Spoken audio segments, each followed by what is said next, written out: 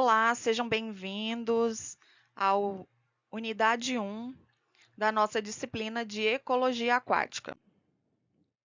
Nesta aula, nós abordaremos 3 tópicos: a importância, o uso e a preservação da água, a influência de aspectos atmosféricos no ciclo da água e os ecossistemas aquáticos. Nós vamos iniciar falando um pouquinho do conceito de ecologia aquática, que nada mais é do que o estudo das relações entre os organismos e o seu ambiente, o meio que ele vive, né? E isso vai servir para qualquer tipo de ambiente aquático, seja eles de água salgada ou água doce. O campo da ecologia aquática, então, ele vai nos auxiliar a entender, a compreender e a tomar decisões sobre a saúde dos recursos hídricos do nosso planeta e também da sua biodiversidade, que utiliza então esses meios como hábitat.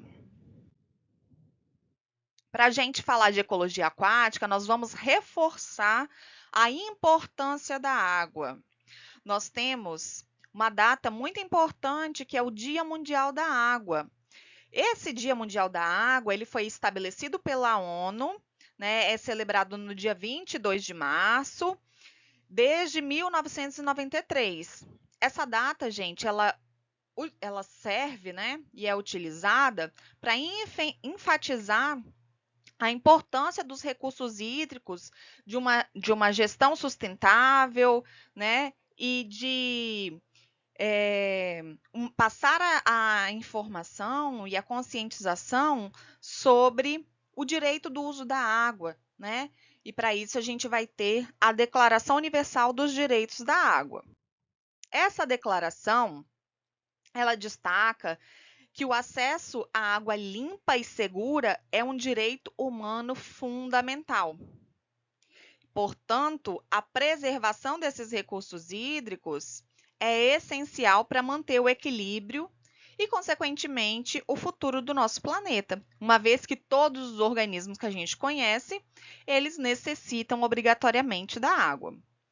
Portanto, ações humanas como desmatamento, poluição, descarte de resíduos de forma inadequada, eles vão impactar no ciclo da água, né? E, portanto, vão ocasionar desequilíbrios nesse ambiente.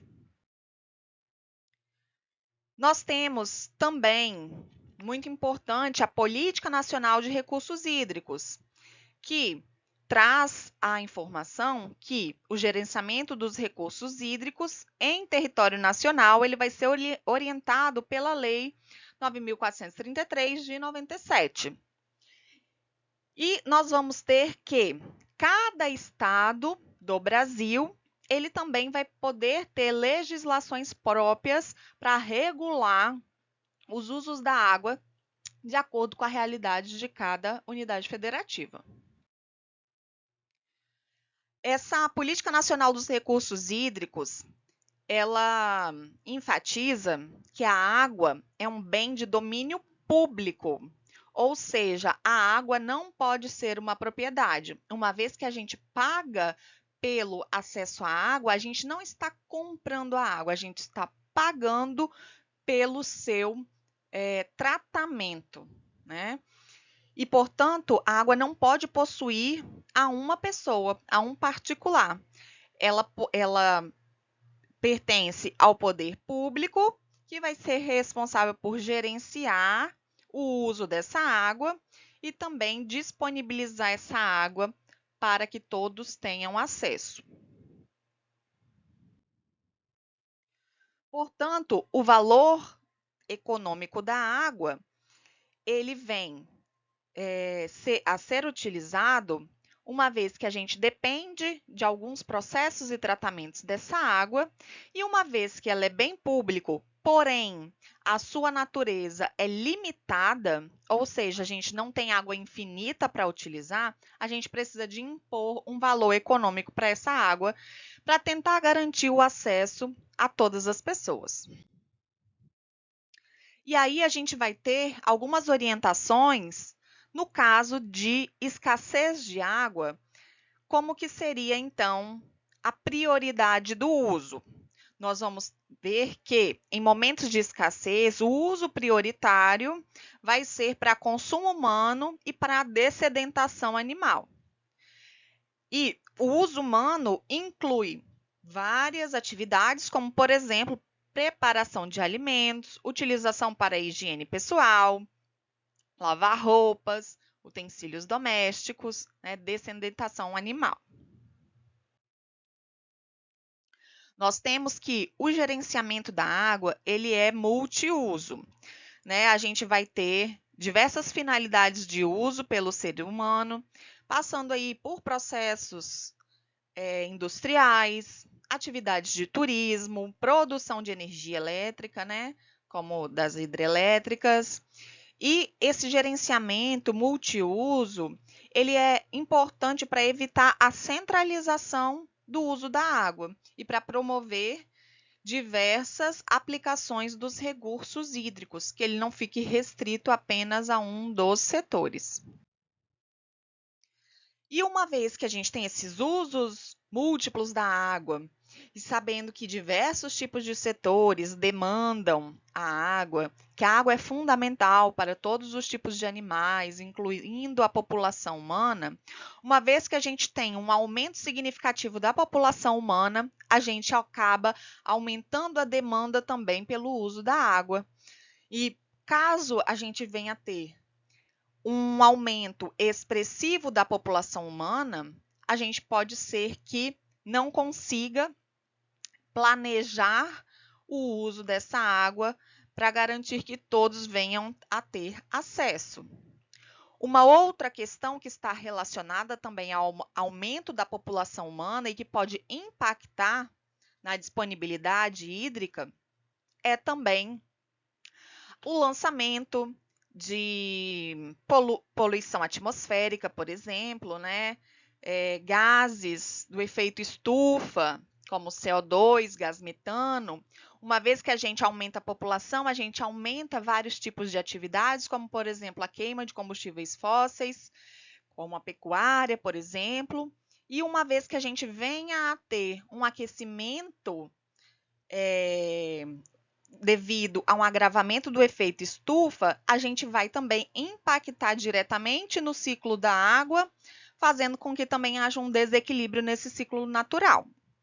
Uma outra questão, agravada também pelo ser humano, é a impermeabilização de grande parte das cidades, fazendo com que a água não consiga infiltrar como uma parte importante do ciclo natural da água.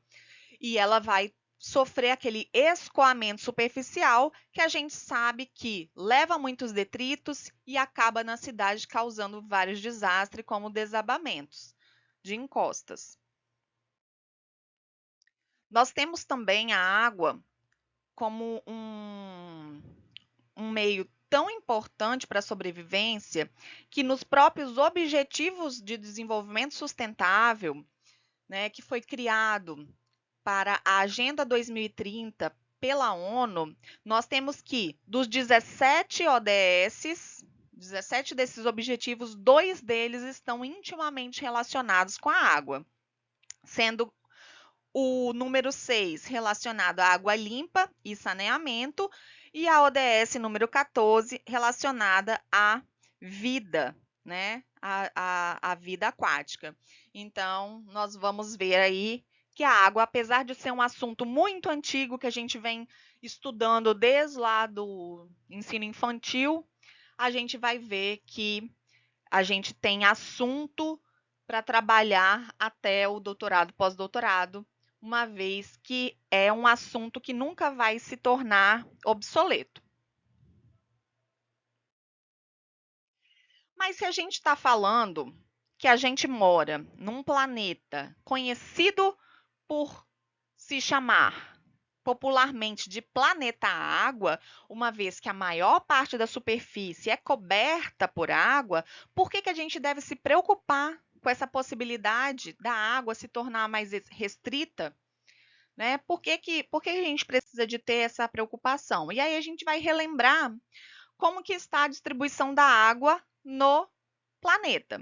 Nós temos que, do total de água no planeta, 97% dessa água se encontra em forma de água salgada. Né? Essa água salgada a gente encontra principalmente nos oceanos, nos mares e nos lagos salinos. Desses 97%, sobram 3%, que é a água de água doce. Essa água de água doce, ela é dentro dessa fatia dos 3% que a gente vai conseguir água própria para consumo, para irrigação, para abastecimento, a não ser naqueles países que já praticam a dessalinização da água, tornando então essa água salgada propícia para utilizações humanas, seja para dessedentação animal também, para irrigação. No entanto, pessoal, essa prática da dessalinização da água, ela ainda não é algo que a gente consiga fazer de forma corriqueira e de forma tão eficiente economicamente. Então, a gente se mantém basicamente restrito a utilizar essa água doce que compreende aí esses 3%. No entanto, nem desses 3% a gente está falando que a gente utiliza prioritariamente. Desses 3%, a gente vai ter aproximadamente 70% em forma de gelo nas calotas polares, então uma água indisponível. Nós temos uma outra parcela de mais de 20% em forma de águas subterrâneas, que também não são as mais fáceis de serem utilizadas. E nós vamos ter aí apenas uma parcela bem pequena, em torno de 1%, de água em forma de rios e lagos.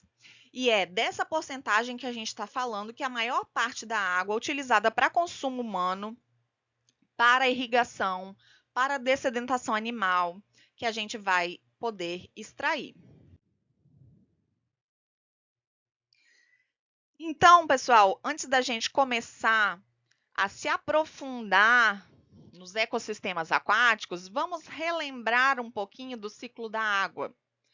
O ciclo hidrológico da água, o ciclo biogeoquímico da água, que vocês já estudaram na disciplina de ecologia. Por isso, a gente vai passar de uma maneira bem rápida, que é só mesmo uma revisão para vocês. E aí nós vamos relembrar que o ciclo da água, ele pode ser dividido ou subdividido em ciclo longo e ciclo curto. Quando a gente está falando em ciclo curto da água, a gente está falando de um ciclo que passa apenas por meios físicos, né? Então, eu vou ter aí uma água que vai estar presente aí nos oceanos, mares, rios, lagos. Essa água, uma vez que ela é irradiada pelo sol, ela vai sofrer um processo de evaporação. Uma vez que há essa evaporação, essa água vai para a atmosfera, começa a condensar, a formar nuvens. Nuvens essas que, uma vez que estão muito cheias, elas vão sofrer o processo da precipitação. Então, essa água volta a cair sobre o ambiente terrestre, reabastecendo esses corpos hídricos. Então, vejam que aqui a gente só falou de mudança no estado físico da água, que não envolveu nenhum tipo de organismo vivo. No entanto, a água não está só nesses meios. A gente também vai encontrar a água participando de processos muito importantes, tanto nos vegetais quanto nos animais. Então, essa água, quando ela evapora, ela condensa e ela precipita e vai ajudar a abastecer esses rios e a água subterrânea, por exemplo. Essa água ela vai ser utilizada por vegetais e por animais, vai ser absorvida né, esses organismos vão fazer os seus processos biológicos e também vão evapotranspirar, né? Então, através da transpiração desses animais, parte dessa água ela vai ser transformada em vapor de água. E nós temos também, no caso dos animais, através dos excretas, né? A gente vai ter também uma devolução dessa água para o meio. Então, a gente vai incorporar nesse ciclo de água esses organismos vivos e, portanto, a gente aumenta um pouco esse ciclo da água, chamando-o de ciclo longo. Mas é possível que as mudanças climáticas, a eliminação de gases tóxicos na atmosfera, eles tenham influência no ambiente aquático, porque muitas vezes a gente fica mais focado em considerar que essas consequências vão ser basicamente na atmosfera, uma poluição atmosférica, né? Mas a gente esquece muitas vezes que essa poluição atmosférica ela tem um impacto também sobre os corpos hídricos.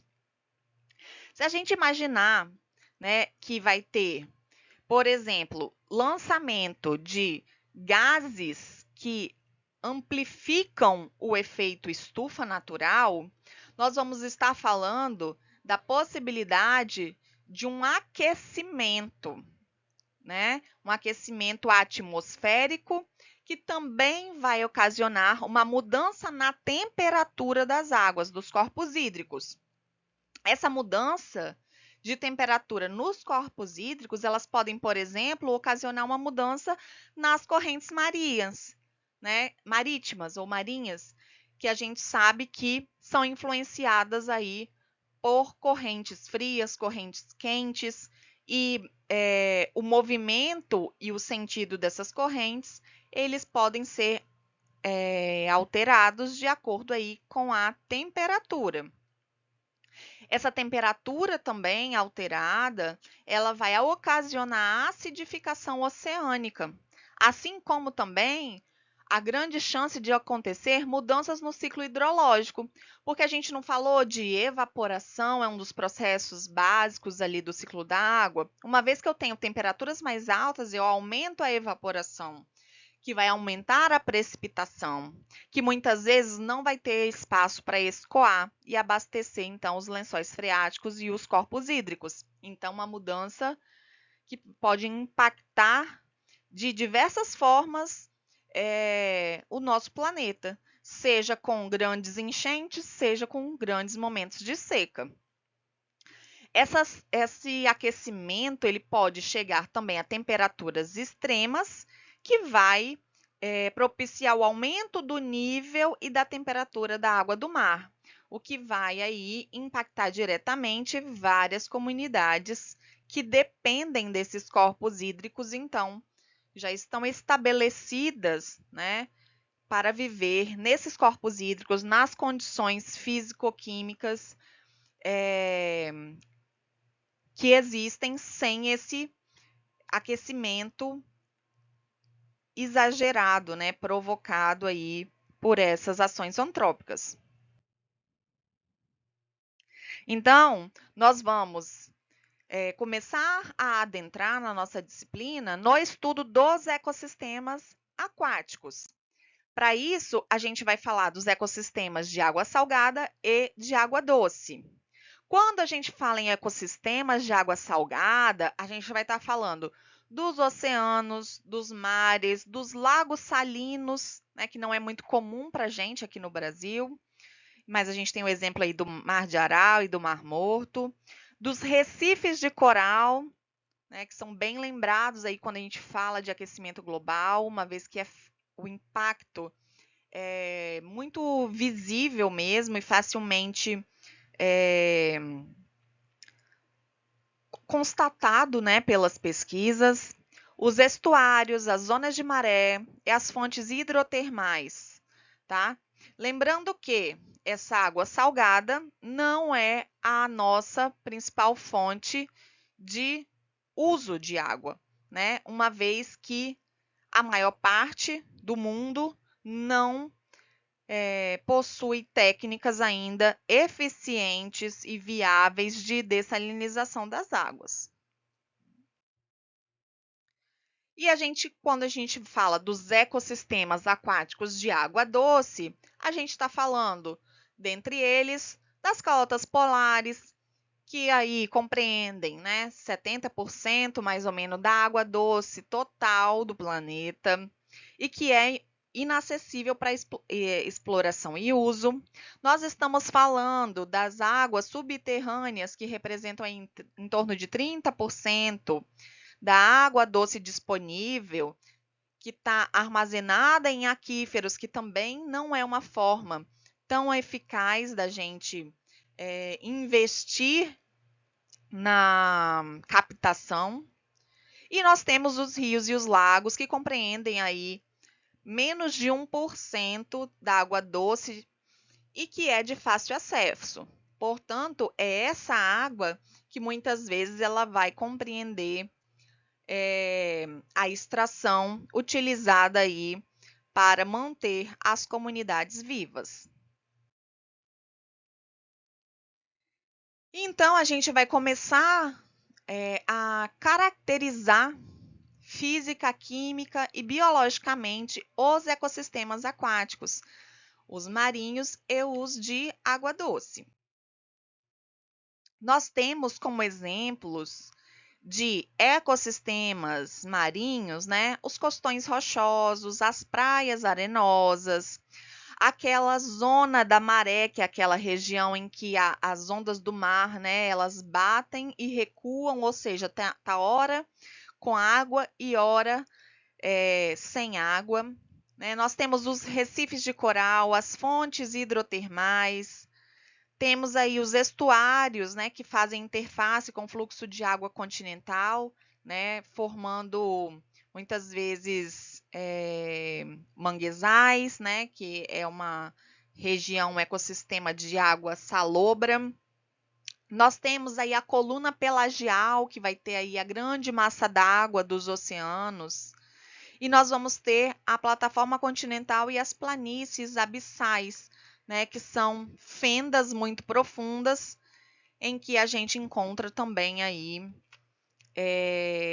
organismos, né, comunidades habitando, cada uma com as suas características que são adaptadas a sobreviver em cada condição dessa. Algumas dessas condições extremas, como nas fontes hidrotermais, que têm altas temperaturas de água, como as planícies abissais, que têm uma completa ausência de luz e também possui aí grande pressão sendo exercida sobre esses organismos. E nós temos os ambientes de água doce, né, que nós temos os rios, que são sistemas lóticos, tem que corrigir aqui, ó, ficou lógicos, mas são lóticos, que são ambientes que estão em constante movimento. Por outro lado, a gente tem os sistemas lênticos, que são aqueles conhecidos como lagos e reservatórios. E nós temos também regiões de pântanos, né, que são aquelas áreas alagadiças. Para a caracterização física dos ecossistemas aquáticos, a gente utiliza alguns parâmetros. E aqui nós vamos falar sobre alguns deles. O primeiro que a gente vai falar é sobre a densidade da água. A densidade da água, ela é menor na água doce e maior na água salgada. Né? Nós temos aqui exemplos do Mar Morto, por exemplo, né? A gente provavelmente já viu algum vídeo, alguma reportagem mostrando que as pessoas não conseguem afundar naquele ambiente, uma vez que ele tem uma quantidade de sais dissolvidos muito grande, né? E, portanto, isso aumenta a densidade da água e também aumenta a flutuabilidade. Então, quanto maior a densidade, maior a flutuabilidade. Então, na água doce, a nossa flutuabilidade é menor.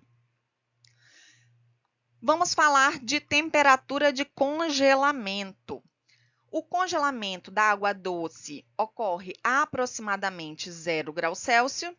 Já a temperatura da água salgada, para conseguir congelar, normalmente ela vai acontecer abaixo dos menos 2 graus, né? E isso vai depender da concentração de sal presente em cada ambiente.